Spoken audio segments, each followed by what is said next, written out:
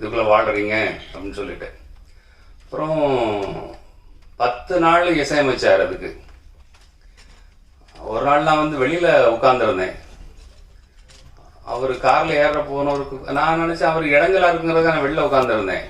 எங்கிட்ட வந்து உங்களுக்கு நான் வேலை செஞ்சுக்கிட்டு இருக்கேன், நீங்கள் வெளியில் உட்காந்துருக்கீங்க அப்படின்னாரு.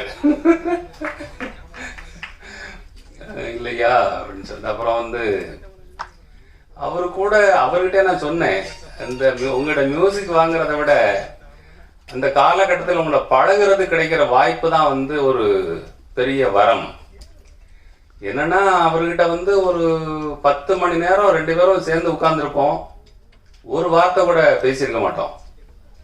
ஏன்னா பேச வேண்டிய தேவை இருக்காது. ஏன்னா அவர் வேலையை அவர் பார்த்துட்டு இருப்பாரு, அவர் பண்ற வேலை நமக்கு வந்து 1% கூட தெரியாது.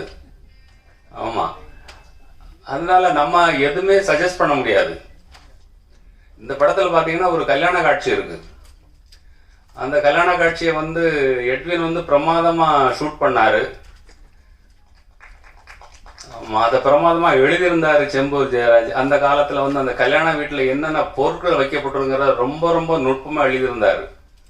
வாழைப்பழம், பலாப்பழம், நெல், தமிழர்கள் நெல்லை யூஸ் பண்ணோம், அது இதெல்லாம் பண்ணியிருப்பாரு. ஒரு 2 நிமிஷம் வந்து பாத்தீங்கன்னா டயலாகே இல்லாம அந்த காட்சி போகும். அதுக்கு மியூசிக் போட்டிருந்தாரு. போட்டுட்டு பார்த்தேன், என்ன பொதுவாக என்ன நினைப்பேன்,